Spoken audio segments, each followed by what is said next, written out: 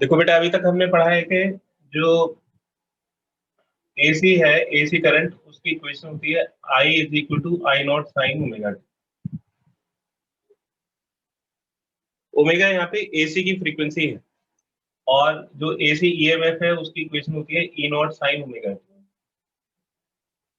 फिर हमने I mean यानी कि आई एवरेज कैलकुलेट किया, तो वो 2/पाई इंटू आई नॉट थी। फिर I R M S, I virtual या आई इफेक्टिव, इसकी वैल्यू होती है I naught by root two की।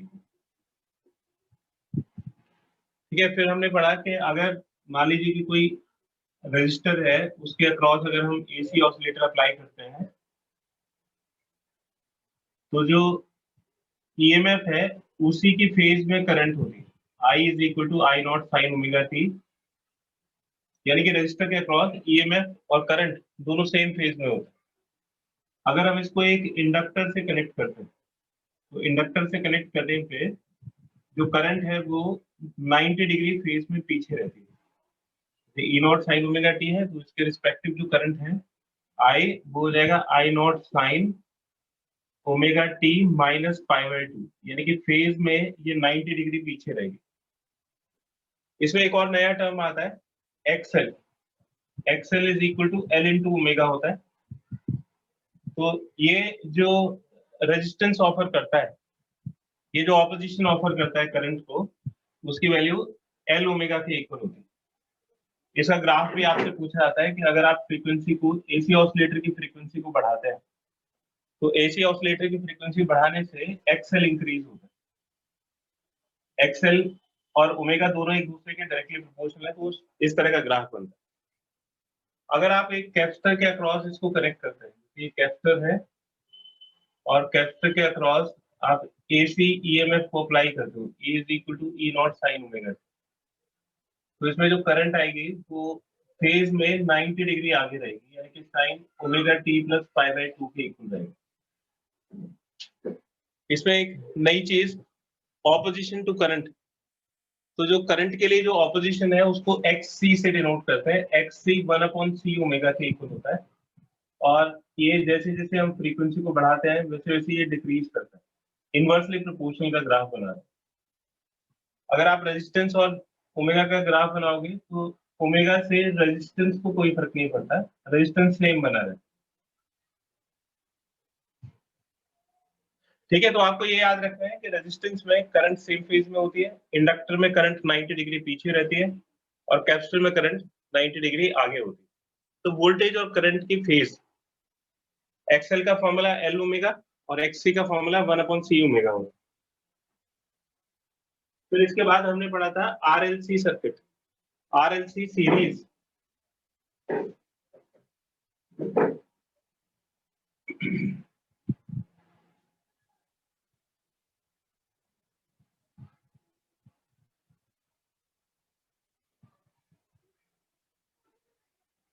एक और बड़ी इंपॉर्टेंट चीज है कि अगर हम किसी इंडक्टर को किसी एसी ऑसिलेटर से कनेक्ट करते हैं, तो इसकी शेप की वजह से इसमें दोनों चीजें होती हैं, एक्सएल भी होता है और आर भी होता है। इसका जो मटेरियल है उसकी वजह से तो ये रेजिस्टेंस ऑफर करता है, और जो इसकी शेप है उसकी वजह से ये इंडक्टिव रिएक्टेंस ऑफर करता है। तो एक्चुअली जो इंडक्टर है उसका इंपिडेंस होता है under root XL square plus R square के। और अगर प्योर इंडक्टर है, तो प्योर इंडक्टर में रेजिस्टेंस जीरो होता है, फिर सिर्फ जेड जो है एक्सएल के इक्वल होता है। For pure inductor, pure inductor उसको बोलते हैं जिसका रेजिस्टेंस जीरो होता है, तो उसका जो जेड है वो फिर एक्सएल के बराबर होगा। जेड मतलब टोटल ऑपोजिशन टू करंट, तो टोटल ऑपोजिशन टू करंट को हम इंपिडेंस बोलते हैं।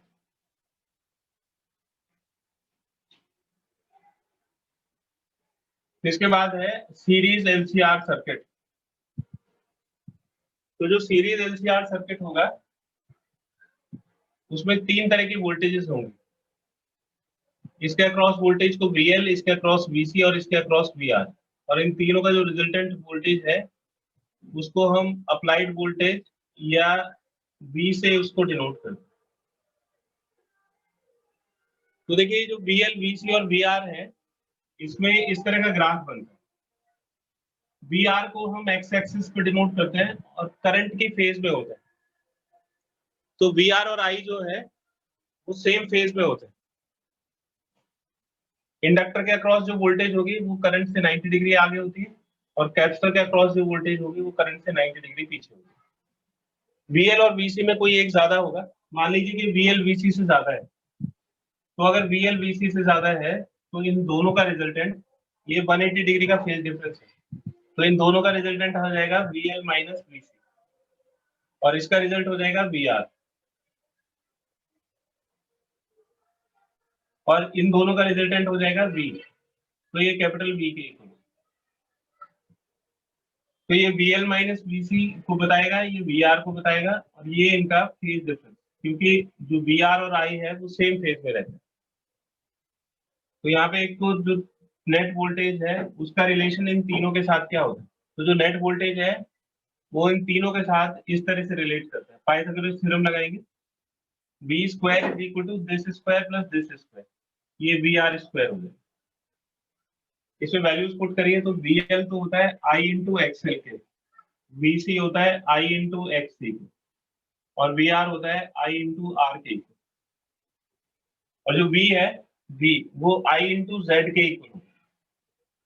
Z net opposition to current है, ये सारी वैल्यूज इसमें पुट करेंगे, ये IZ is equal to I into XL minus I into XC whole square plus I into R square.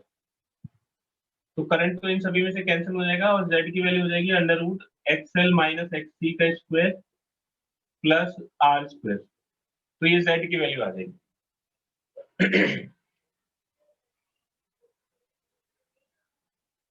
ठीक है बेटा, ये सब रिवीजन था जो हमने लास्ट क्लास में पढ़ा था। अब एक पर्टिकुलर तरह का अरेंजमेंट होता है जिसको हम बोलते हैं रेजोनेंट सर्किट। रेजोनेंट सर्किट का क्या मतलब होता है?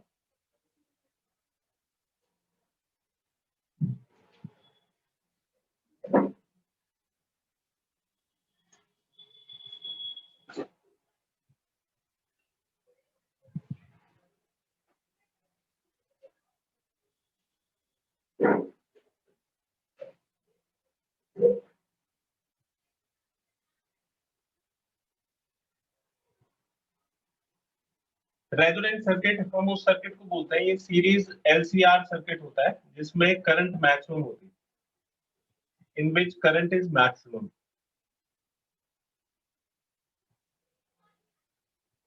मतलब ये एक पर्टिकुलर अरेंजमेंट होता है। ठीक है, अब करंट किसके ऊपर डिपेंड करती है? करंट होता है applied voltage divided by impedance. तो एक पर्टिकुलर वोल्टेज के लिए इम्पीडेंस को अगर हम मिनिमम रखते हैं, अगर करंट मैक्सिमम होगी तो इसका मतलब है जो इम्पीडेंस है वो मिनिमम होना चाहिए। ठीक है, तो इम्पीडेंस की वैल्यू क्या होती है? Z होता है under root XL minus XC का स्क्वायर प्लस R स्क्वायर, ये जो है ये मिनिमम होना चाहिए। इसको हम मिनिमम कैसे करते हैं? तो हम क्या करते हैं कि ज्यादातर हम ये जो XC है ना इसमें चेंज लाते हैं, कैपेसिटी को चेंज करके XC बदलता है। तो अगर हम इसको किसी तरह से 0 कर दें तो इसकी मिनिमम वैल्यू आ जाएगी। तो Z अगर Z मिनिमम के इक्वल होगा तो इसका मतलब है ये वाला जो फैक्टर है XL माइनस XC, ये 0 के इक्वल होना चाहिए, क्योंकि जो रेजिस्टेंस है उसको तो हम बदल नहीं सकते।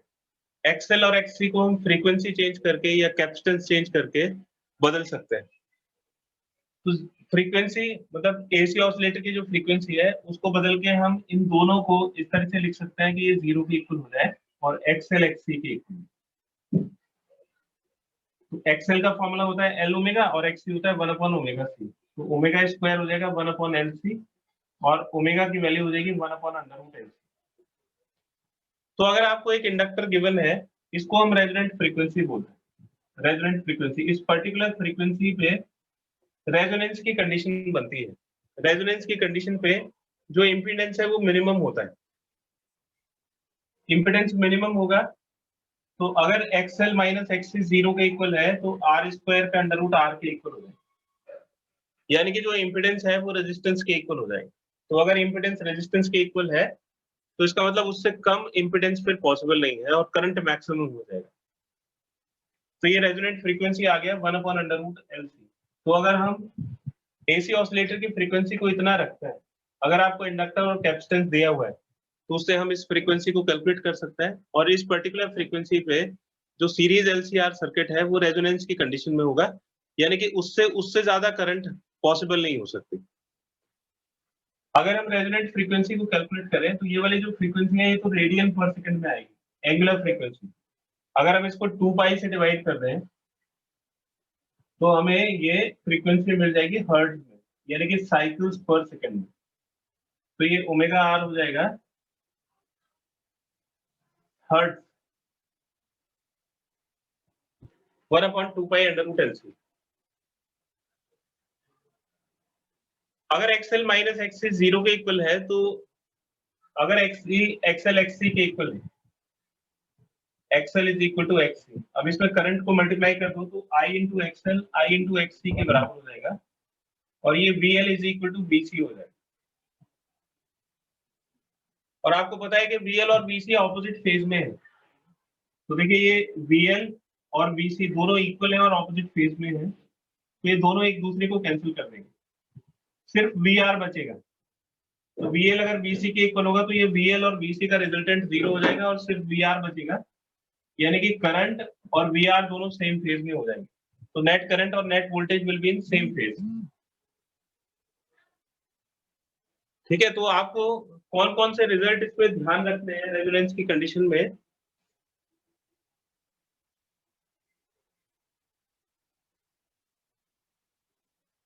तो आपको जो रेजोनेंस की कंडीशन है वो कई तरह से पूछी जा सकती है।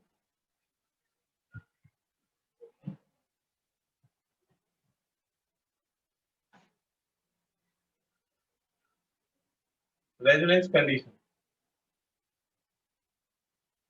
ओमेगा आर 1/√LC के इक्वल होता है, या रेजोनेंट फ्रीक्वेंसी 1/2π√LC के इक्वल, पहली चीज। दूसरा XL XC के इक्वल होता है, यानी कि VL BC के इक्वल होता है। तीसरा Z की वैल्यू मिनिमम होती है और ये रेजिस्टेंस के इक्वल होती है। चौथा करंट और voltage are in same phase, voltage और करंट सेम फेज में रहेंगे क्योंकि VL BC को कैंसिल कर देता है। तो सेम फेज में रहने का मतलब है कि फेज डिफरेंस 0 के इक्वल होगा।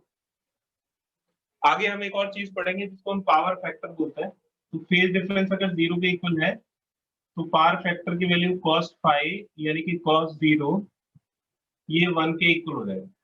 तो power factor is equal to 1।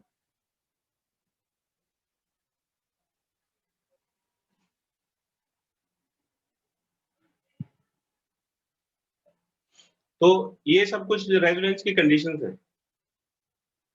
अब इसमें एक और पूछा जाता है कि फ्रीक्वेंसी के साथ करंट का ग्राफ बनाएंगे, फ्रीक्वेंसी के साथ करंट का ग्राफ और फ्रीक्वेंसी के साथ इंपेडेंस का graph.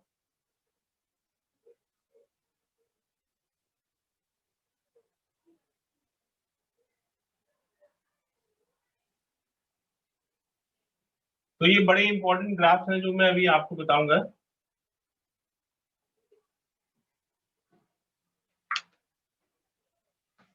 Graph of current versus frequency, और दूसरा है graph of impedance, graph of impedance versus frequency.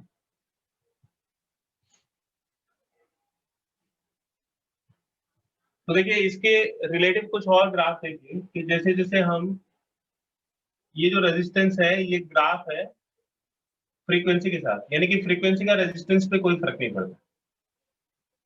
XL rise करता है और जो एक्ससी है वो फॉल करता है। जहां पे ये दोनों इक्वल होते हैं उसको रेजोनेंट फ्रीक्वेंसी बोलते हैं। रेजोनेंट फ्रीक्वेंसी पे एक्सएल एक्ससी के इक्वल आ जाता है, रेजिस्टेंस पे कोई फर्क नहीं पड़ता। रेजोनेंट फ्रीक्वेंसी पे करंट मैक्सिमम होती है, यानी कि इससे पहले भी करंट कम होगी और उसके बाद में भी करंट कम होगी। तो इसलिए करंट का ग्राफ इस तरह से होता है, ये करंट है और ये फ्रीक्वेंसी। जैसे जैसे हम फ्रीक्वेंसी को बढ़ाएंगे तो ये जो एक्ससी और एक्सएल के बीच का गैप है ये कम होने लगेगा जाएगा, तो एक्ससी एक्सएल के इक्वल हो जाएगा और करंट मैक्सिमम हो जाएगा। तो रेजोनेंट फ्रीक्वेंसी पे, यानी कि जब रेजोनेंट फ्रीक्वेंसी होगी तो करंट अपने मैक्सिमम वैल्यू को अटेन करेगा, और फिर ये गैप, अगर आप और फ्रीक्वेंसी को बढ़ाओगे तो फिर एक्सएल बढ़ेगा, एक्ससी घटेगा, फिर इन दोनों के बीच का जो गैप है वो बढ़ता चला जाएगा, यानी कि एक्सएल माइनस एक्ससी की वैल्यू बढ़ेगी, इसलिए इंपेडेंस बढ़ेगा और करंट कम होगा। तो रेजोनेंट फ्रीक्वेंसी पे करंट मैक्सिमम होती है। करंट मैक्सिमम होने का मतलब है कि इंपेडेंस मिनिमम होता है। तो ये ग्राफ हो गया करंट का और रेजोनेंट फ्रीक्वेंसी का। तो जब ये रेजोनेंट फ्रीक्वेंसी होगी तो आर पे तो कोई फर्क नहीं पड़ेगा, जैसे रेजोनेंट फ्रीक्वेंसी पे रेजिस्टेंस है वैसे ही रहेगा। एक्सएल और एक्ससी ये दोनों एक दूसरे को के नजदीक आते हैं, तो जैसे जैसे फ्रीक्वेंसी बढ़ाएंगे ये एक्सएल और एक्ससी दोनों एक दूसरे के इक्वल हो जाएंगे, तो वहां पे रेजोनेंट फ्रीक्वेंसी होगी और करंट मैक्सिमम होगा। फिर इनके बीच का गैप बढ़ेगा, तो इम्पिडेंस, इम्पिडेंस का फॉर्मूला होता है under root XL minus XC का whole square plus R square. तो इम्पिडेंस इन दोनों के डिफरेंस के ऊपर डिपेंड करती है। ये डिफरेंस यहाँ पे 0 है, इससे पहले ये डिफरेंस है, फिर ये डिफरेंस है, ये डिफरेंस बढ़ेगा तो इम्पिडेंस की वैल्यू बढ़ेगी, करंट घटेगी। और इधर भी ये डिफरेंस बढ़ रहा है, तो ये डिफरेंस जैसे जैसे बढ़ेगा तो इम्पिडेंस की वैल्यू बढ़ेगी और करंट घटेगी। तो रेजोनेंट फ्रीक्वेंसी पे करंट मैक्सिमम होती है। और अगर आप इसका इम्पिडेंस का ग्राफ बनाओगे तो इम्पिडेंस का ग्राफ इसका उल्टा बन चलेगा, जितनी करंट कम से कम होगी इम्पिडेंस ज्यादा होगा, तो इम्पिडेंस का ग्राफ इस तरह से चलता है। ये रेजोनेंट फ्रीक्वेंसी पे इम्पिडेंस की वैल्यू मिनिमम होगी, ये इम्पिडेंस हो गया और ये फ्रीक्वेंसी हो गई, और रेजोनेंट फ्रीक्वेंसी पे इम्पिडेंस मिनिमम होगा और इसकी वैल्यू आर के इक्वल होगी। तो मिनिमम इम्पिडेंस जो होता है वो रेजिस्टेंस के इक्वल होता है। ठीक है, तो ये दो ग्राफ इंपॉर्टेंट है, एक तो करंट वर्सेस फ्रीक्वेंसी ग्राफ और दूसरा इम्पिडेंस वर्सेस फ्रीक्वेंसी ग्राफ। और ये दोनों ग्राफ जो है वो इस चीज का रिजल्टेंट है। जैसे जैसे हम फ्रीक्वेंसी को बदलते हैं तो फ्रीक्वेंसी को बदलने पे ये एक्सएल और एक्ससी दोनों एक दूसरे के नजदीक आने लगते हैं, और जब इसकी वैल्यू 0 होती है तो करंट मैक्सिमम होती है रेजोनेंट फ्रीक्वेंसी पे और इम्पिडेंस मिनिमम हो जाता है। ठीक है, ये सारे ग्राफ हैं इसके और बड़े इंपॉर्टेंट टॉपिक है, इसका एक स्क्रीनशॉट ले लीजिए।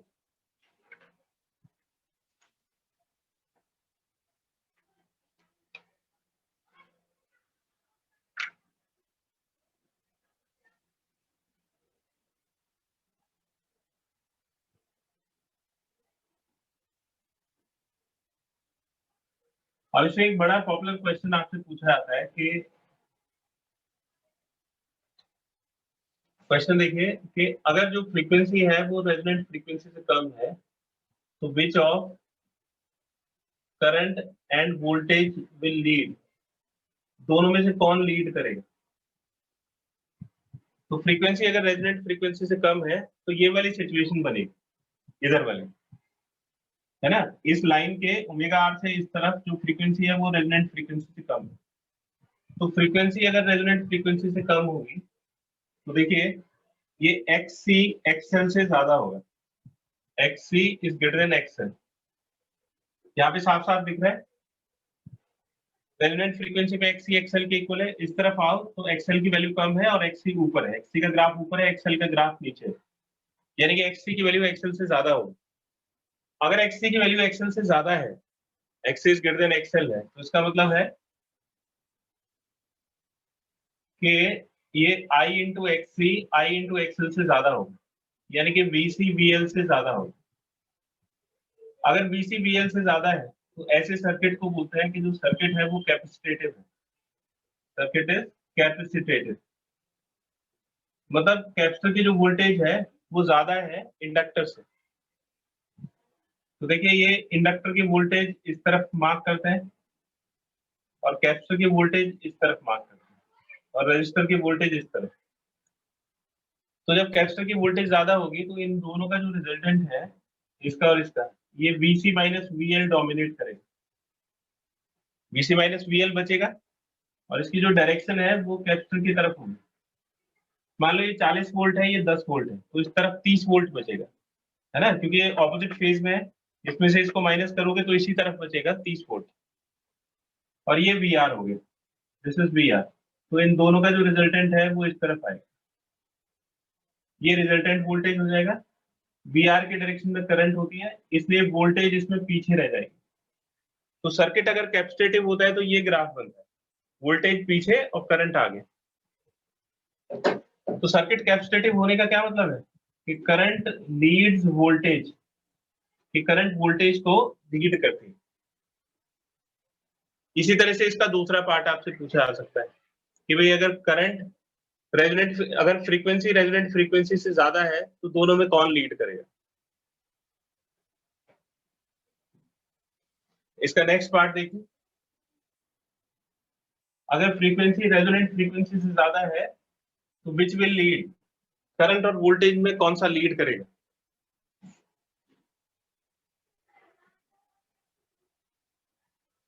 तो देखिए अगर फ्रीक्वेंसी, ये वाली सिचुएशन आ जाएगी, फ्रीक्वेंसी अगर रेजोनेंट फ्रीक्वेंसी से ज्यादा है तो इसका मतलब है कि एक्सएल एक्सी से ज्यादा होगा।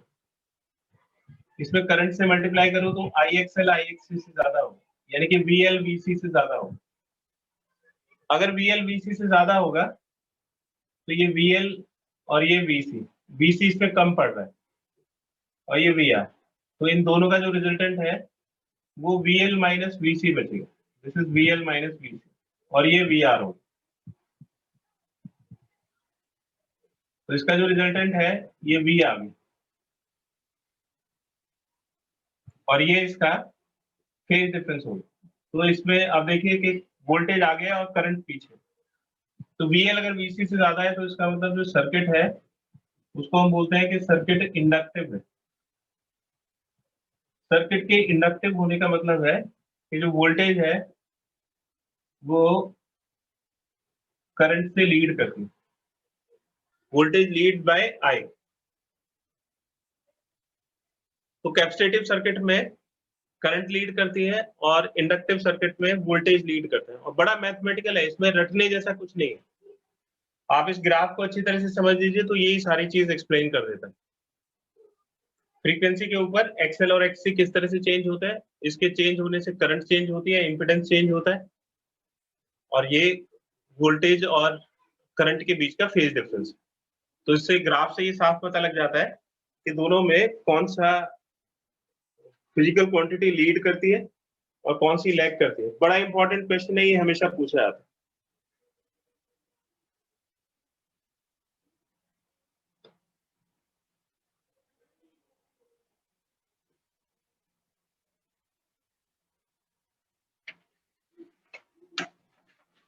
इसके ऊपर एक एग्जांपल करते हैं बेटा। पेज नंबर 16 पे एक एग्जांपल दिया हुआ है।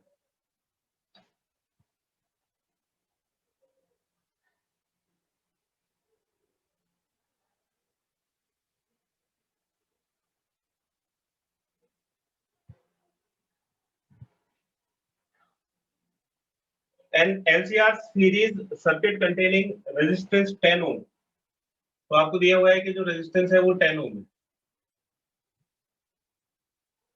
है and inductance is 5 millihenry. तो जो इंडक्टेंस है वो 5 millihenry and capacitance is 2 microfarad, capacitance 2 microfarad is connected with a 50 volt variable frequency source। 50 volt कुछ नहीं बताया हुआ है, अगर आपको कुछ नहीं दे रखा है तो इसका मतलब है वो आरएमएस वैल्यू है। तो वोल्टेज की आरएमएस वैल्यू दे रखी है 50 volt. At what frequency the current in the circuit will be maximum. तो सबसे पहले पार्ट में पूछा है कि किस फ्रीक्वेंसी पे करंट मैक्सिमम होगी, तो ऐसी फ्रीक्वेंसी को बोलते हैं रेजोनेंट फ्रीक्वेंसी। मैंने तो आपको सीधा लिख दिया रेजोनेंट फ्रीक्वेंसी, लेकिन क्वेश्चन में आपसे पूछा गया है find the frequency eight which current is maximum. तो किस फ्रीक्वेंसी पे करंट मैक्सिमम होती है, that is resonant frequency. What will be the value of current at that frequency. Value of current इस फ्रीक्वेंसी पे वैल्यू ऑफ करंट मैक्सिमम होगी, तो maximum current की वैल्यू पूछिए। What will be the phase angle between EMF and current at that frequency। और third part में पूछा है कि इन दोनों के फेज डिफरेंस कितना होगा। तो देखिए बड़ा सिंपल सा, ओमेगा आर का फॉर्मूला 1/√LC है और इसकी यूनिट होती है ओम। एल और सी की वैल्यू इसमें डाल दीजिए, फिर 5 × 10⁻³ और सी की वैल्यू होगी 2 × 10⁻⁶, तो हो जाएगा 10 इंटू 10⁻⁻⁹ 1 अपॉन, तो 1 अपॉन 10⁻⁻8 और ये 10⁻⁻4 रेडियन पर सेकेंड हो। तो इसकी जो फ्रीक्वेंसी है ओमेगा आर की वैल्यू वो 10⁻⁻4 रेडियन पर सेकेंड आ रही है। और अगर आपको फ्रीक्वेंसी पूछी है बी न्यू आर, तो इसको ओमेगा आर को 2 पाई से डिवाइड कर दें, तो ये 10⁻⁻4 अपॉन 2 पाई हर्ट्ज आ गई।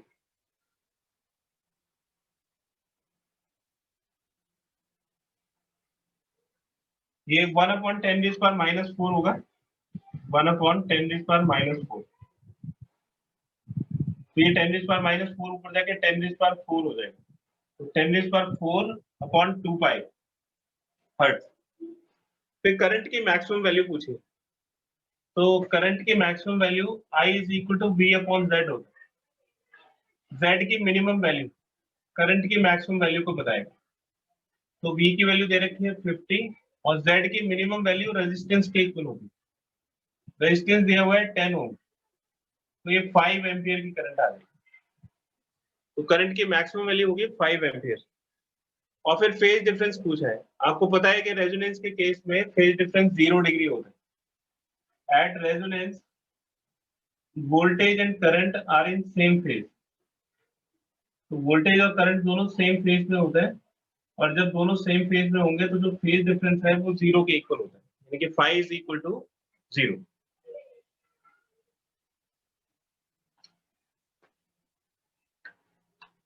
इसके आगे वाला जो टॉपिक है नोट्स में दिया हुआ है एलसी ऑसिलेटर।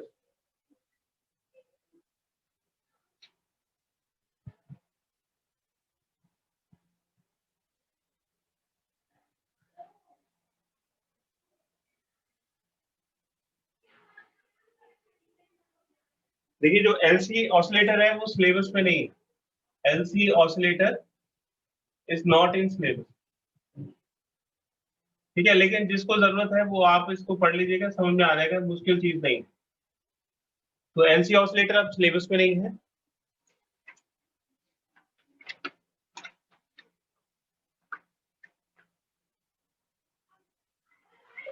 इसके बाद आता है power, power associated with AC circuit. तो अलग अलग एलिमेंट में अलग अलग पावर एसोसिएट होती है। सबसे पहले देखिए power associated in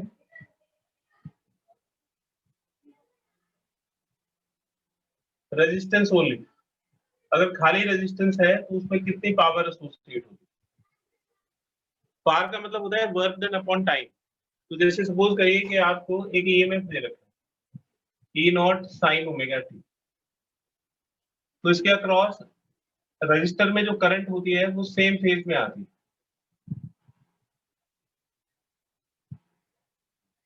work done in dt, तो रेजिस्टेंस में जो ईएमएफ है उससे करंट राइज करेगी, तो करंट राइज करेगी तो dt में उसको कितना वर्क करना पड़ेगा करंट को राइज करने में, उस वर्क डन को हम कैलकुलेट करते हैं। तो work done in dt time, इस वर्क डन को हम dw से डिनोट करेंगे और ये हो जाएगा VIT। t के लिए हम dt यूज कर लेंगे। तो E की वैल्यू हो गई E not sine omega T, I की वैल्यू हो जाएगी I not sine omega T dt। फिर वर्क डन हो जाएगा E not I not sign square omega T dt। ठीक है, तो ये अगर आपको टोटल वर्क डन निकालना है तो टोटल वर्क डन के लिए इसको इंटीग्रेट करना पड़ेगा 0 से लेके t तक। E not I not sign square omega T, तो ये टोटल वर्क डन आ गया। अगर पावर कैलकुलेट करना है तो वर्क डन को टाइम से डिवाइड कर दें, तो ये जो E नॉट I नॉट है ये तो कांस्टेंट है, बाहर आ जाएगा, और ये 0 to t sine square omega T dt, और इसको कैपिटल T से डिवाइड कर।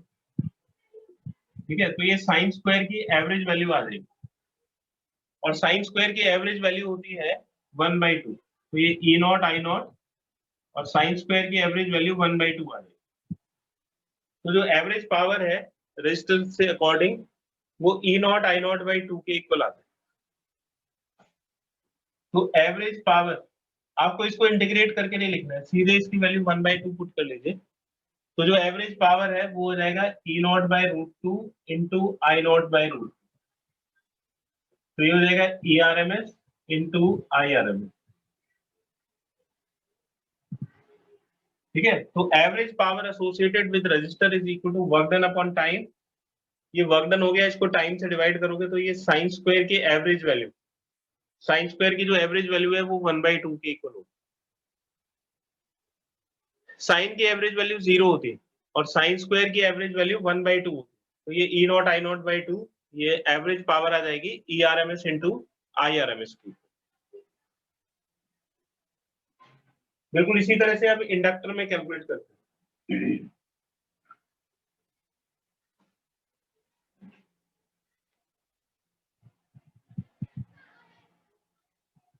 एवरेज पावर एसोसिएटेड इन इंडक्टर ओनली, अगर खाली इंडक्टर है तो उसमें कितनी एवरेज पावर एसोसिएट होगी।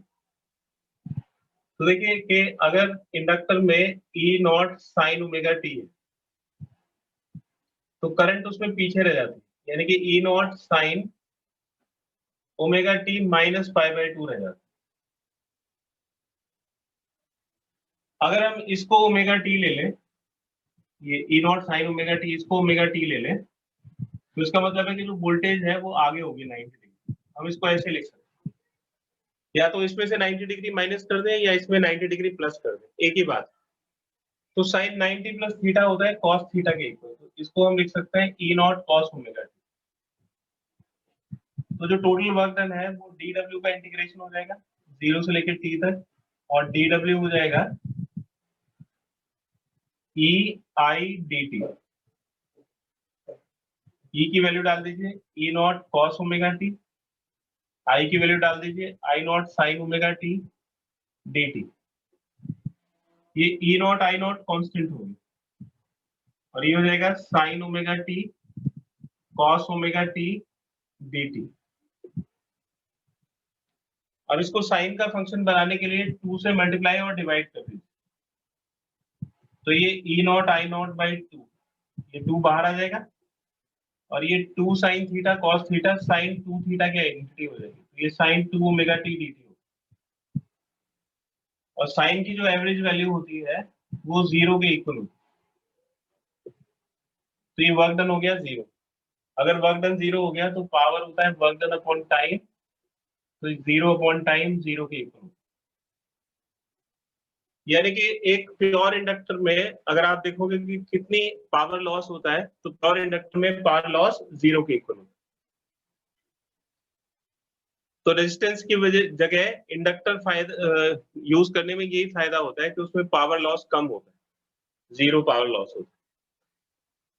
लेकिन प्योर इंडक्टर नहीं होते, उसमें इंडक्टर जब बनाया जाता है तो उसमें कुछ ना कुछ रेजिस्टेंस जरूर होता है। ठीक है, इसलिए प्योर इंडक्टर नहीं होते हैं, इसलिए पावर लॉस भी कभी भी 0 नहीं होता है। ये एक आइडियल सिचुएशन होती है, कुछ ना कुछ पावर लॉस तो होता है, लेकिन जितना प्योर इंडक्टर होगा उतना ही उसमें पावर लॉस कम होगा। तो इसके बाद है पावर एसोसिएटेड इन कैपेसिटर ओनली।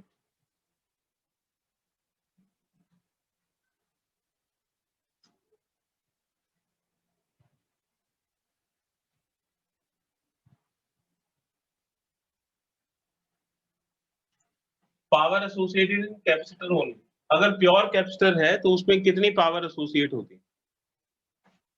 तो कैपेसिटर में करंट आगे होती है, जैसे E naught sine omega t हो गया, तो करंट आगे रहेगी, तो ये E naught sine omega T plus pi by 2 हो जाएगा। तो साइन 90 प्लस थीटा होता है कॉस थीटा, तो ये E naught cos omega t हो। तो ई हो गया E naught sine omega T और आई हो गया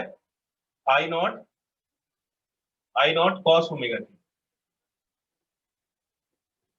ठीक है, तो जो वर्क डन है वो हो जाएगा ई आई डी टी, 0 से लेकर टी तक, तो 0 to T E naught sine omega T I naught cos omega T D T.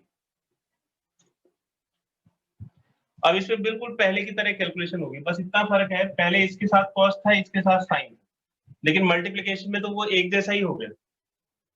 है ना। तो बिल्कुल पहले की जैसे कैलकुलेशन करोगे वर्क डन जीरो आ जाएगा, और वर्क डन अगर जीरो हो गया तो पावर भी जीरो के इक्वल हो जाएगी, because power is work done upon time. तो जैसे प्योर इंडक्टर के साथ associated average power loss zero होता है, उसी तरह से प्योर कैपेसिटर के साथ भी associated average power loss zero होता है। अगर दो या दो से ज्यादा कंपोनेंट मिला दिए जाएं तो फिर पावर लॉस कितना होगा। ठीक है, तो उसके लिए एक हम जनरल फॉर्मूला कैलकुलेट करेंगे, जिसमें दो या दो से ज्यादा कंपोनेंट, यानी कि आर एल हो सकता है, एल एल सी हो सकता है, आर सी हो सकता है, या तीनों हो सकते हैं एल सी आर। तो उसके लिए हम एक जनरल एसी में एसोसिएटेड पावर लॉस का फॉर्मूला डिराइव करेंगे जो सभी के लिए एप्लीकेबल होगा। तो पावर एसोसिएटेड इन एलसीआर सर्किट, तो एलसीआर सर्किट में कितना एवरेज पावर एसोसिएटेड होगा।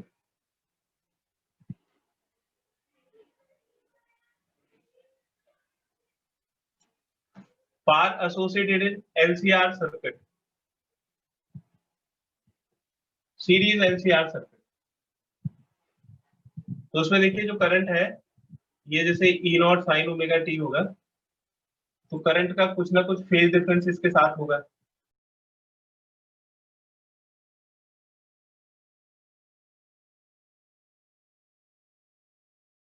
पाई के इक्वल है आर नॉट साइन ये ओमेगा टी प्लस फाइव।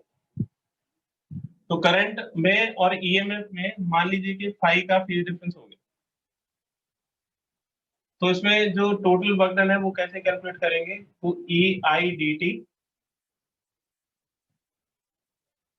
और इसमें टाइम हम जीरो से लेकर टी तक ले लेते हैं, इसको इंटीग्रेट, तो जीरो टू टी, ई की वैल्यू डाल दीजिए E naught sine omega t, फिर आई की वैल्यू डाल दीजिए I naught sine omega T plus five. E naught I naught ये दोनों पीक वैल्यूज हैं, कांस्टेंट है, बाहर निकाल लीजिए, टू से इसको डिवाइड कर दीजिए और टू से मल्टीप्लाई कर दीजिए, और ये जो बड़े वाला टर्म है इसको पहले लिख दीजिए ओमेगा टी प्लस फाइव, छोटे वाले टर्म को बाद में लिख दीजिए sign omega T D T, और ये जीरो से लेकर टी तक हो। अब इसमें two sine A sine B की आइडेंटिटी लगा दीजिए, तो two sine A sine B का फॉर्मूला हो गया two sine A sine B is equal to cos A minus B minus cos A plus B.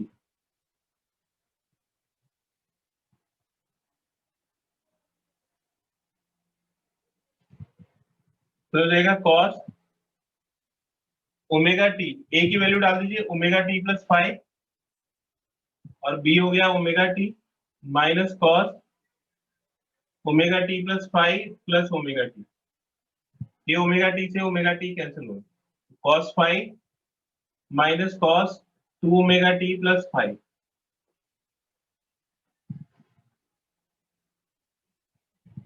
तो E naught I naught by two, इसकी वैल्यू सब्स्टिट्यूट कर दीजिए, तो ये हो जाएगा cos five minus cos two omega T plus five D t. तो हो जाएगा E naught I naught by two, ये कॉस फाइव तो कांस्टेंट है, बाहर आ जाएगा, वन डी टी, ये जीरो से लेकर टी तक होगा, minus zero two T cos two omega T plus five D T. अब अगर हमें पावर की वैल्यू कैलकुलेट करनी है तो वर्क डन को टाइम से डिवाइड करना पड़ेगा, तो इसको टाइम से डिवाइड कर दीजिए, तो होल डिवाइडेड बाय टाइम, तो ये हो गया E naught I naught by two cos five, one का इंटीग्रेशन टी हो जाएगा, और लिमिट डालेंगे जीरो से लेकर टी तक, और इसको टी से डिवाइड कर देंगे। जैसे साइन की एवरेज वैल्यू जीरो होती है, वैसे ही कॉस की एवरेज वैल्यू भी जीरो आएगी, तो इसका कॉस का इंटीग्रेशन और टी से डिवाइड करोगे तो इसकी एवरेज वैल्यू आ जाएगी जीरो। तो ये हो जाएगा E naught I is equal to E naught I naught by two cos five, इसमें लिमिट्स पुट करोगे तो टी माइनस जीरो ये टी के इक्वल आ जाएगा, डिवाइड बाई टी, ये टी से टी कट जाएगा। तो जो एवरेज पावर है वो हो जाएगा E naught by root two I naught by root two, और ये कॉस फाइव के इक्वल हो जाएगा। तो जो E naught by root two है इसको हम बोलेंगे E R M S, I naught by root two को बोलेंगे I R M S into cos five. तो एवरेज पावर हो जाएगा E R M S into I R M S into cos five.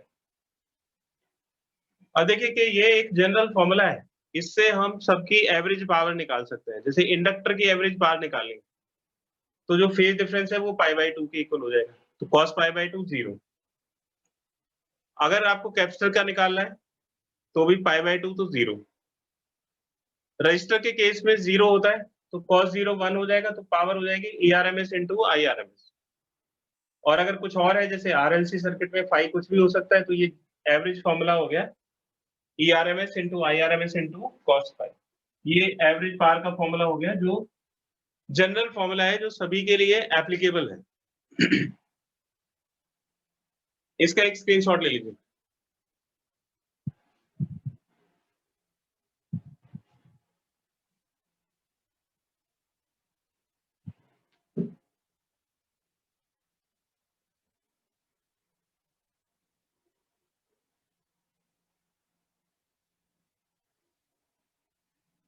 अब जो मैं आपको पढ़ा रहा हूँ बेटा, ये लास्ट टॉपिक है, सेकेंड लास्ट टॉपिक है। इसके बाद आपका सिर्फ एक टॉपिक रह जाएगा।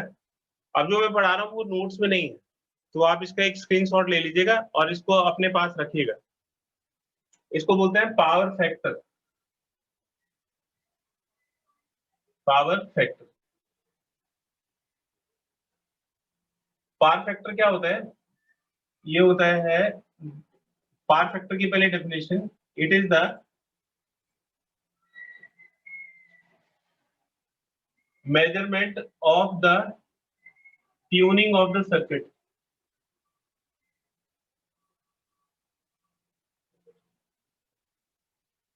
आपने रेडियो के सर्किट को ट्यून किया होगा। जैसे रेडियो के नोब को हम घुमाते हैं तो आपको एक पर्टिकुलर स्टेशन, जैसे एफएम का स्टेशन सुनना होता है, जैसे 92.7 मेगाहर्ट्ज।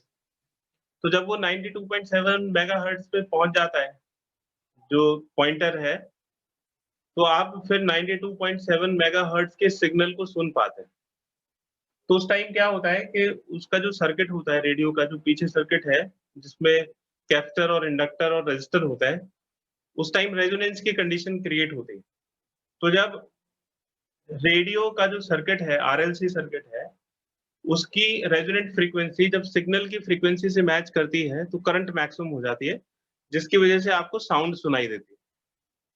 तो वो एक रेजोनेंस का एप्लीकेशन है। Tuning is an application of resonant circuit. तो उस केस में क्या होगा, जो पावर फैक्टर है, power factor that is VL और VC एट रेजोनेंस, क्योंकि ये दोनों रेजोनेंस पे इक्वल होते हैं, डिवाइडेड बाय VR। तो VL और VC, VL ओमेगा L हो गया और VR हो गया I इंटू आर।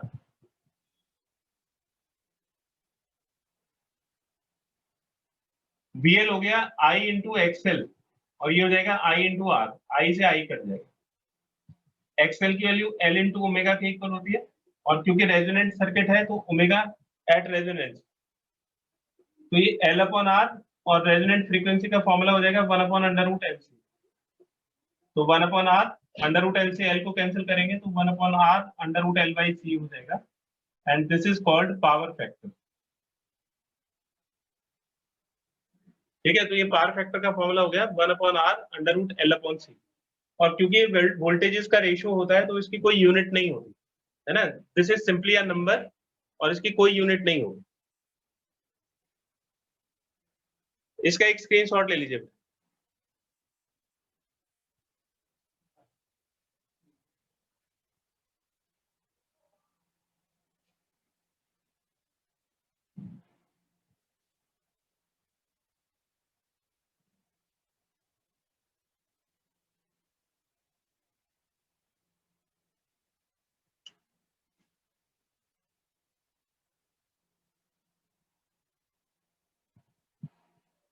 के बाद है शार्पनेस ऑफ रेजोनेंस।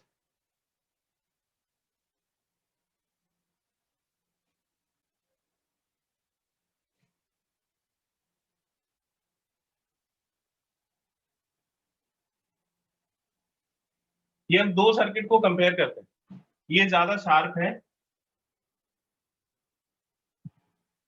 तो मोर शार्प का मतलब है बेटर ट्यूनिंग, इसकी जो ट्यूनिंग है वो बेटर होगी, मतलब इसका जो क्वालिटी फैक्टर है वो ज्यादा होगा।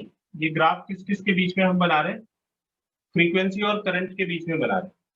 तो अगर आप दो सर्किट्स को कंपेयर करते हैं, दो एलसीआर सर्किट्स को कंपेयर करते हैं, एक में करंट का ग्राफ ज्यादा शार्प बनता है और दूसरे में थोड़ा ब्रॉड बनता है, शार्प नहीं बनता है, तो ये वाला जो है ये ज्यादा शार्प है, शार्पर है, इसका मतलब है कि इसकी ट्यूनिंग अच्छी होगी, ये अच्छा सर्किट होगा, इसका क्वालिटी फैक्टर ज्यादा होगा।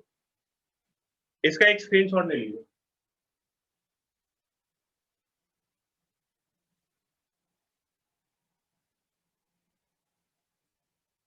नेक्स्ट टॉपिक है sharpness of resonance and quality factor.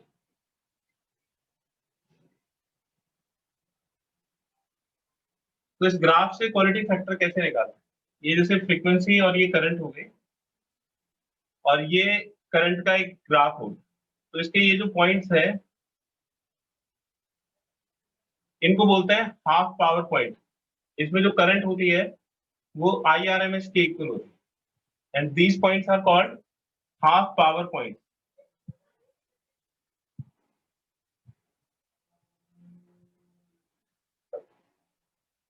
यहाँ पे जो पावर है वो मैक्सिमम पावर के आधे के बराबर होती है और करंट IRMS के इक्वल होती है। ये मैक्सिमम पावर पॉइंट है, मतलब यहाँ पे पावर मैक्सिमम होती है रेजोनेंट फ्रीक्वेंसी पे, इसको हम ओमेगा नॉट से रिप्रेजेंट करते हैं, ये रेजोनेंट फ्रीक्वेंसी। इस गैप को अगर हम डेल्टा ओमेगा लिखें तो ये वाला गैप भी डेल्टा ओमेगा के इक्वल है, तो ये वाली जो फ्रीक्वेंसी का पॉइंट है ये omega naught minus delta omega हो जाएगा और ये जो पॉइंट है ये omega naught plus delta omega हो जाएगा और इन दोनों के जो बीच का गैप है वो 2 डेल्टा ओमेगा। और ये जो 2 डेल्टा ओमेगा टर्म है इसको हम बोलते हैं बैंड विड्थ। ठीक है, तो इस ग्राफ से भी हम क्वालिटी फैक्टर कैलकुलेट कर सकते हैं। तो जो क्वालिटी फैक्टर है वो क्वालिटी फैक्टर होता है रेजोनेंट फ्रीक्वेंसी यानी कि omega naught divided by band width 2 delta omega. तो ये जितना ज्यादा शार्प होगा बैंडविड्थ उतनी कम होगी और जितनी बैंडविड्थ कम होगी क्वालिटी फैक्टर उतना ही ज्यादा होगा। तो क्वालिटी फैक्टर का जो पहला फॉर्मूला हमने निकाला था वो आया था 1/r√L/c और क्वालिटी फैक्टर का दूसरा फॉर्मूला हो गया omega naught upon 2 delta omega. तो आप इन दोनों को कंपेयर कर सकते हो, 1/r√L/c is equal to omega naught upon 2 delta omega.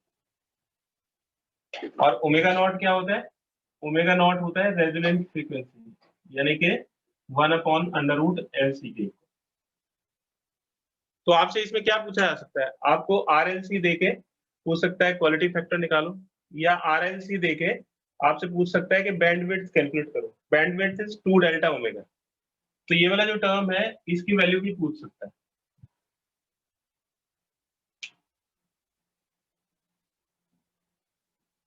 तो अब आपका होमवर्क है बेटा, अब इसमें एक टॉपिक बचा है बस, ट्रांसफॉर्मर। आपको इसके सारे न्यूमेरिकल और कंसेप्चुअल क्वेश्चन करने हैं।